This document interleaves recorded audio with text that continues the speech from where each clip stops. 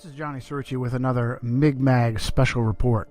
For 1,000 years, from roughly 500 AD to 1500 AD, the civilized world was controlled by Rome, but not military Rome, religious Rome. The Roman Empire had mutated from a military power into a religious one, co-opting the beliefs of Christianity and mixing them with ancient Egyptian, Greco, and Babylonian paganism. Christian doctrine that came directly from Jesus Christ and was transcribed in the Bible stated that each individual had the liberty and independence to govern their own salvation by cultivating a personal relationship with Jesus Christ. The new religious Roman Empire insinuated herself in between Christ and the believer and said if you wanted to have your soul saved, you had to rely on the priests, bishops, and cardinals of Rome. This was the worst kind of slavery because it was a slavery of disinformation. Now and again, sincere Bible-believing Christians like the Waldensians of the Alps, the Albigensians, Jerome of Prague, John Wycliffe and his Lollards, Jan Hus of Bohemia, would rebel against this Roman rule and show Christians that Vatican doctrines claiming that you needed Rome to ensure your salvation were contradicted by the Bible. As a result, the papacy strictly forbade Bibles to be placed into the hands of the common person and only allowed Jerome's Latin Vulgate to be handled by clergy. Men like John Wycliffe painstakingly translated the Vulgate into the language of the people. For Wycliffe, it was English. English Bibles were then slowly and carefully copied and handled by Wycliffe's followers, who handed them out to and taught the people. In response, Roman authorities captured Wycliffe's followers, called Lollards, tied their Bibles around their necks, and burned them alive. It's what so-called Christian Rome did to all of her enemies, including Jerome of Prague and Jan Hus.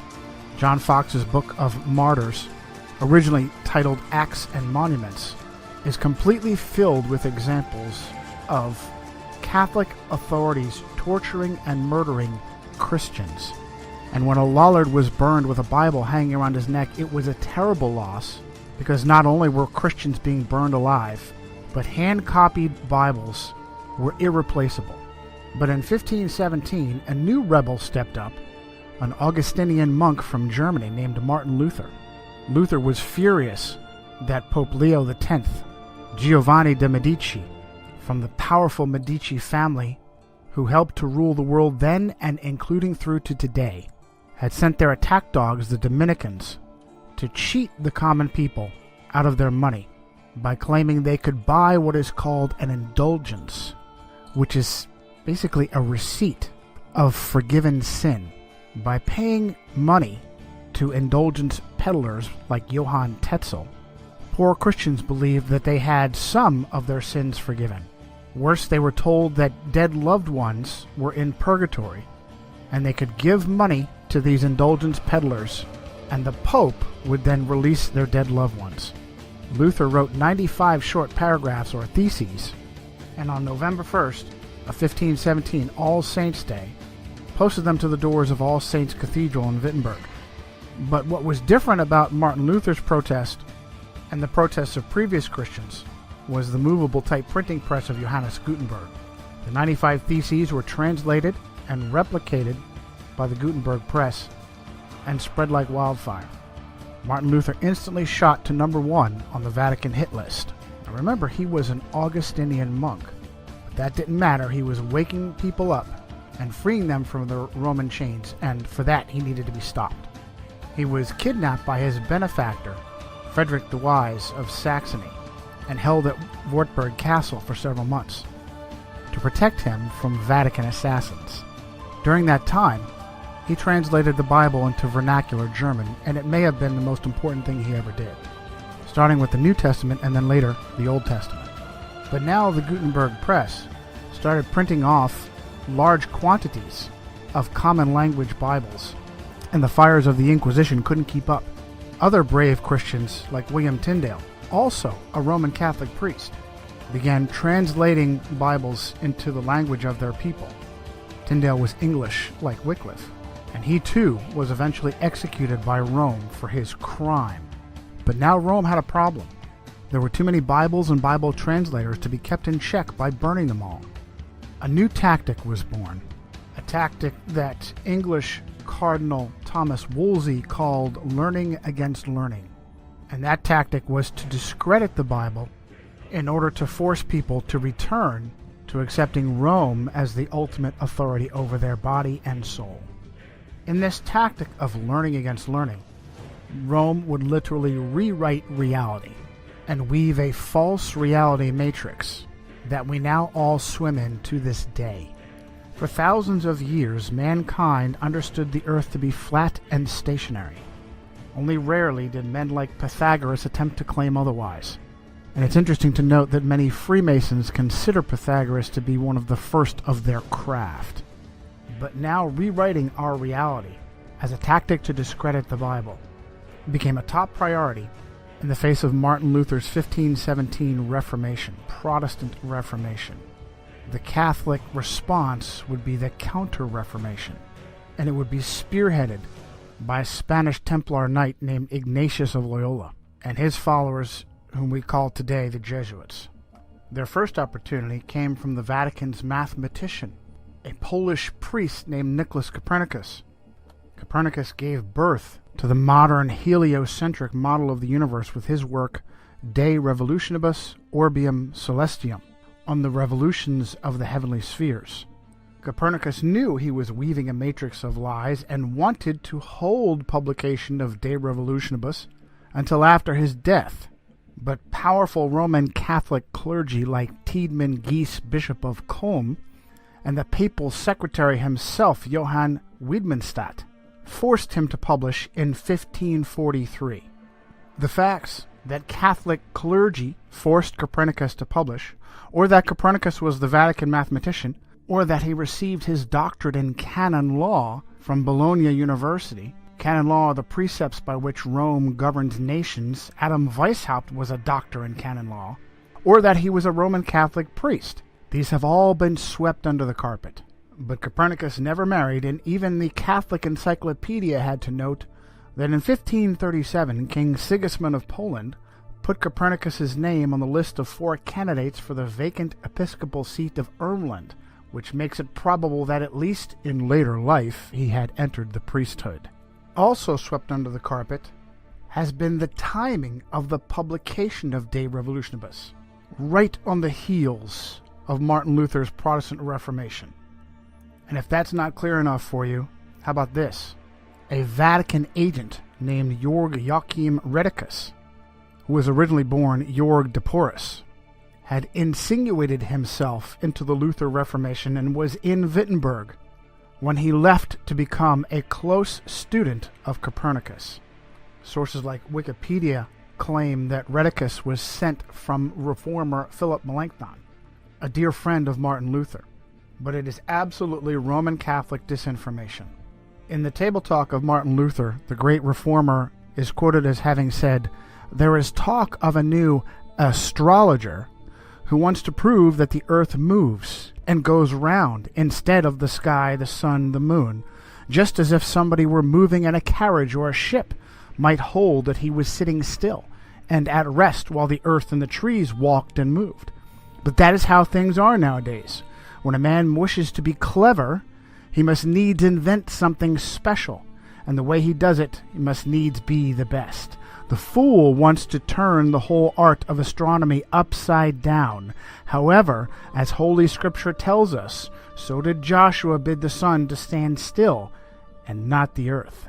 In his lectures on the book of Genesis, Luther said, "We Christians must be different from the philosophers in the way we think about the causes of these things. And if some are beyond our comprehension, like those before us concerning the waters above the heavens, we must believe them and admit our lack of knowledge rather than either wickedly deny them or presumptuously interpret them in conformity with our own understanding." The great reformer Jean Calvin, also known as John Calvin, called Copernicus a dreamer who has a spirit of bitterness and contradiction, reprove everything and prevent the order of nature. "We will see some who are so deranged," Calvin said, "not only in religion, but who in all things reveal their monstrous nature, that they will say that the sun does not move, and that it is the earth which shifts and turns. When we see such minds, we must indeed confess that the devil possesses them, and that God sets them before us as mirrors in order to keep us in his fear. So it is with all who argue out of pure malice, and that happily make a show of their imprudence. When they are told this is hot, they will reply, no, it is plainly cold. When they are shown an object is black, they will say, no, it is white, and vice versa. Just like the man who said that the snow is black, for although it is perceived and known all to be white, yet he clearly wished to contradict the fact. And so it is that they are madmen who try to change the natural order, and even to dazzle eyes and benumb the senses. Do you think Calvin knew how the Freemasons were used by the Jesuits? When they are shown an object as black, they will say it is white. We're talking about our government here. No, we're talking about a crime, Bill, pure and simple. Y'all gotta start thinking on a different level like the CIA does. Now we're through the looking glass here, people. White is black, and black is white. Very quickly, Rome jumped upon this new model of the universe, and Jesuits like Christopher Clavius used Copernicus and his work to fabricate the Gregorian calendar, the calendar we all use. Rightly did the prophet Daniel say in chapter 7, verse 23, that during his vision, a being standing near him said, "The fourth beast shall be a fourth kingdom on the earth, which shall be different from all other kingdoms, and shall devour the whole earth, trample it, and break it into pieces. The 10 horns are 10 kings who shall rise from this kingdom, and another shall rise after them. He shall be different from the first ones, and shall subdue 3 kings. He shall speak pompous words against the Most High, shall persecute the saints of the Most High, and intend to change times and laws. And the saints shall be given into his hand for a time." Very quickly did Rome and papal agents like the Jesuits begin to push this new cosmology. She took over astronomy and either pushed out or killed off anyone who contradicted the idea that the Earth was a globe spinning in space and revolving around the sun. Even those that met her halfway didn't keep her happy, and she dealt with them as well. Teague Ottenson Brahe, whose nickname was Tycho, accepted the idea that the Earth was a globe spinning in space, but still believed that his own observations and data proved that the Earth was the center of the solar system and not the sun. This is known as geocentrism. Tycho wanted to follow in the steps of Martin Luther and studied at the University of Wittenberg, but was forced out by the plague. Brahe's life appeared to be frequently in danger, and in 1566 he lost a large portion of his nose in a duel. He was 20 years old at the time. He later died under mysterious circumstances at the very young age of 54. One of those who claimed it was simply an illness, a bladder infection contracted during a banquet in Prague, was his understudy Johannes Kepler. Kepler was a German astronomer and supposedly a Lutheran, yet he had an intimate relationship with Jesuits. In 1597, Archduke Franz Ferdinand II of Austria banished all Protestants, good Roman Catholic that he was, and Kepler fled to Hungary. But the Jesuits intervened and convinced Ferdinand to allow him to return. Kepler grew up with a Jesuit uncle under the same roof of their house in Wilderstadt. uncle Sidaldus was a Jesuit astrologer who also kept a wife. Upon the unexpected death of Tycho Brahe, Holy Roman Emperor Rudolf II immediately promoted Kepler to replace him as imperial mathematician, and Kepler very quickly went to work, rewriting all of Brahe's observations to be interpreted as heliocentric and not geocentric. In a paper titled Kepler's Relation to the Jesuits, Dr. Jörg Schuppner at the University of Leipzig noted that it is well known that the order of the Jesuits was the most important and the most active Catholic order in the field of science during the 17th and 18th centuries. One field of particularly intensive successful study carried out by the Jesuits was astronomy. Many of their names are associated with the important discoveries in the history of astronomy, such as the discovery and mapping of moon craters. It is nearly impossible to list all the names of those who made serious contributions as astronomers or mathematicians. One aspect of the considerable role the Jesuits played in the history of astronomy was their support of Johannes Kepler. Some of them stood in extensive correspondence with Kepler. Now, it was obvious to protesters like Luther and Calvin that something fishy was going on in Rome, and the papacy needed plausible deniability while she rewrote our reality. That propaganda was presented by Italian astronomer and mathematician Galileo Galilei, and it's absolutely fascinating what user-edited Wikipedia says. In the entry for Galileo Galilei, under the subtitle Galileo, Kepler, and Theories of Tides, Cardinal Bellarmine had written in 1615 that the Copernican system could not be defended without, quote, a true physical demonstration that the sun does not circle the earth, but the earth circles the sun. Galileo considered his theory of the tides to provide that required proof of the motion of the earth. Now, there's no link on the name Cardinal Bellarmine, which is unusual for Wikipedia. Maybe that's because Cardinal Bellarmine was Robert Bellarmine of the Society of Jesus, one of the most powerful Jesuits of his time, who was canonized as saint in 1930 and named a doctor of the church. What's more, it is ludicrous to imagine that the Earth's supposed large mass doesn't pull the moon and crash into it, and instead the magical force of gravity holds it stationary. Even more ridiculous is the idea that the moon affects tides by pulling on the water. Again, the magical, mystical force of gravity is blamed. South African author Thomas Winship wrote in 1899 his book Zetetic Cosmogony. If the moon lifted up the water, it is evident that near the land the water would be drawn away and low instead of high tide caused. Again, the velocity and path of the moon are uniform, and it follows that if she exerted any influence on the earth, that influence could only be a uniform influence. But the tides are not uniform. And Winship uses examples from South Africa. At Port Natal, the rise and fall is about 6 feet, while at Beira, about 600 miles up the coast, the rise and fall is 26 feet. This effectually settles the matter that the moon has no influence on the tides. But Protestant reformers were on to Rome. She knew she needed a smokescreen, and she provided it. Suddenly, history was rewritten, and rather than pushing with her own agents, like Copernicus, Kepler, Galileo, and others, to rewrite our cosmology, suddenly the papacy was a defender of the flat earth. Well, just look what they did to poor Galileo. Let's do.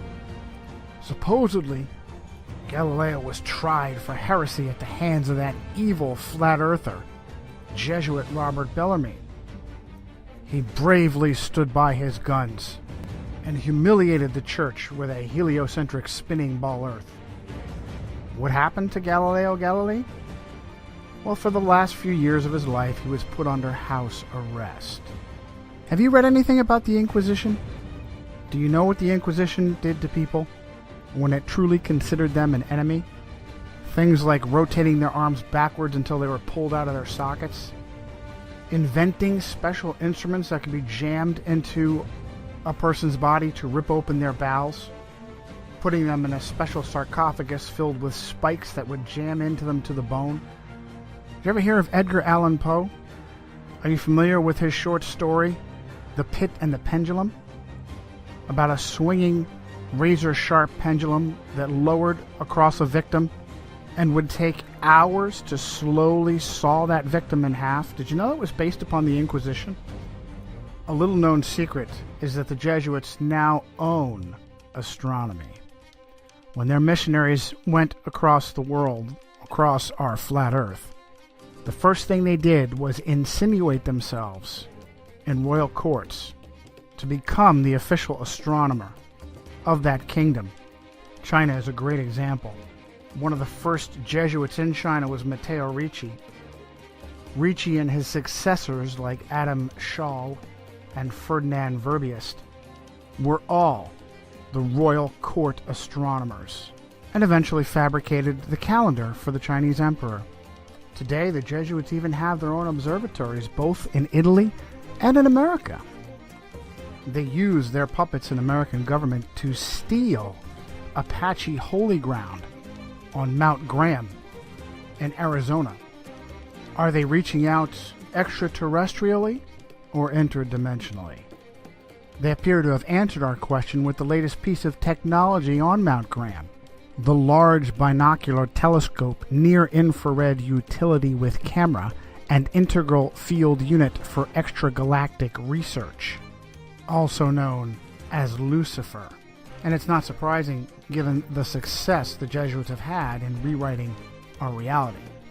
Now, we're supposed to believe that Rome was against the spinning ball Earth heliocentric cosmic accident cosmology of our modern understanding. Yet at every step of the way, Jesuits or Jesuit agents were there to bolster our false reality, hiding whenever possible behind convenient Jews. And for more on that, see our special report, It's the Jews, from Johnny Cerrucci and Migmag. Needing to contrive an origin for our accidental existence that contradicts the Bible, Jesuit-trained Belgian priest Georges Lemaitre is the father of the so-called Big Bang Theory, the idea that first there was nothing and then it exploded. He was a close co-worker of just such a Jewish puppet, Albert Einstein. Einstein bolstered the Jesuit cosmology with his convoluted theory of relativity. The problem was that observations of both scientists and laymen weren't matching what so-called astronomers were telling us. And so Einstein fabricated the theory of relativity to claim that your reality was relative to the time-space continuum. It is purposefully almost impossible to understand. You're just supposed to trust science and astronomy. The Jesuits then jumped on with dinosaurs and Charles Darwin to claim the Earth is billions of years old. And wherever Darwin's theory of evolution had holes, Jesuits stepped up to fill the gap. Jesuits like Pierre Teilhard de Chardin, the father of the New Age, after fabricating the ape-like pre-humans that we supposedly came from, even students of evolution became concerned that there was a, quote, missing link between primitive apes and modern humans. A discovery was made in 1912 to bridge that gap.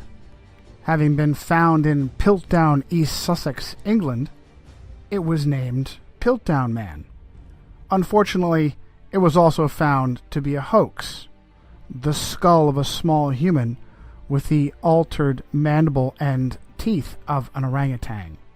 Sometime later, paleontologist Stephen Jay Gould uncovered the father of that hoax, a Jesuit priest named Pierre Teilhard de Chardin. There are many such examples in archaeology and paleontology, and yet no one asks, why would so-called scientists be fabricating evidence? The goal was to discredit the Bible, and it has been resoundingly successful. Without the spinning ball Earth, Darwinian dinosaur cosmic accident, the Bible is a science textbook. With it, critics laugh and question the Bible, and instead look to human authorities to save their souls, such as the Vicar of Christ himself, who is for the first time in Roman Catholic history a Jesuit priest. This has been Johnny for a Mi'kmaq Special Report.